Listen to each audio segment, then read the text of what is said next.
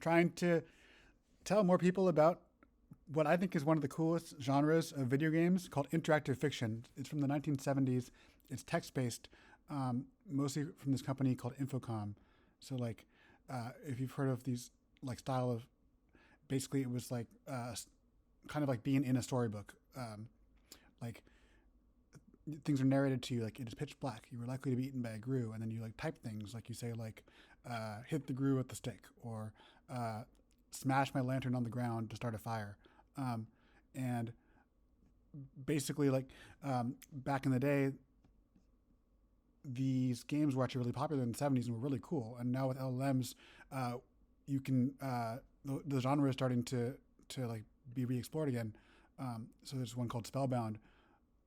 So one thing that I want to kind of show you guys is that a really fun way to subvert expectations, especially in the LLM powered versions of these games, is that you don't have to play the games in like a Tolkien style.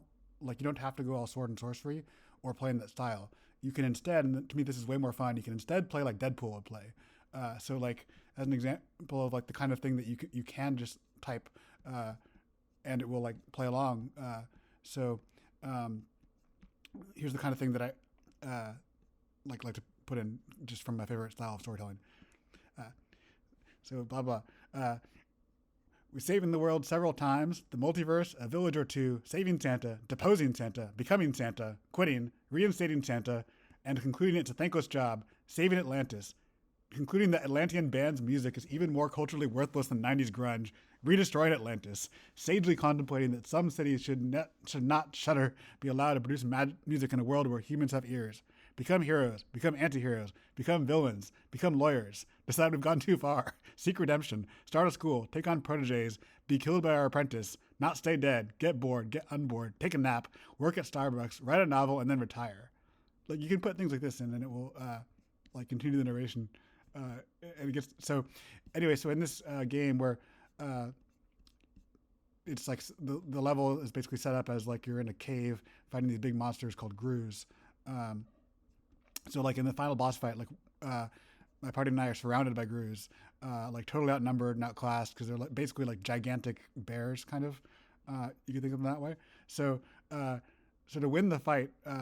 With like not nearly enough weapons against like a strongly superior force of basically super bears surrounding us. I had our party conduct summoning rituals to simultaneously summon both Satan and Cthulhu. And so here's how that fight went down. So in the interest of maximizing shits and giggles, we decided to go full lol mode. I open the doors. There's some monster behind some big, weird stone doors. One of us licks the blood on the walls. One of us starts summoning Satan. One of us starts summoning Cthulhu. And one of us starts loudly farting. So, anyway, things go on. Blah, blah. So, okay, so, here you go. You start drawing strange symbols on the floor while fighting off a grue. Your magic brings Satan to life in a flash of green fire. The demons screech in pain as the flames burn them. Behind the stone door, something huge starts breaking free. The door splits in half with a loud crash. A gigantic tentacle reaches into the cave, pulling the grues up like toys. What the hell is that thing? It's one of my party members, friend one. Satan's flames spread out across the cave, killing the grues as they dangle from the tentacle.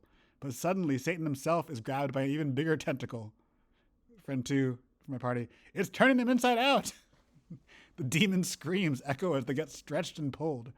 Then comes a baby-like laugh from Baby Cthulhu. Playtime over. Mommy says it's time for snacks with my cuddly friends.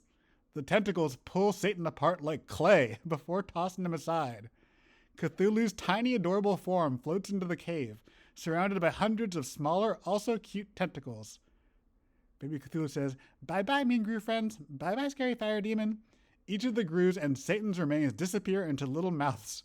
The huge tentacles start picking up all the broken rocks, fixing the cave's damage while singing a happy song. Much better. Now everyone be happy and get along, yes?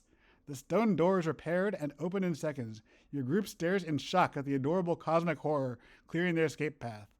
So now my character, I say thank you and go be safe with your mommy and daddy, you say to Baby Cthulhu while pointing to the exit. The tentacles all start wiggling happily. making sweet bubbling sounds. Baby Cthulhu floats toward the open tunnel. Bye-bye, fun friends. Love you all. The tiny cosmic horror disappears into the darkness, its happy voice fading away. Your group stands there looking at the now clean cave with all the broken rocks put back neatly. Did that really just happen? And also one of my favorite funny moments also, by playing in this style, it just lost all of the LLM's normal inhibitions about cursing. So like earlier on in the fight, one of my friends just yells, "We're fucked!"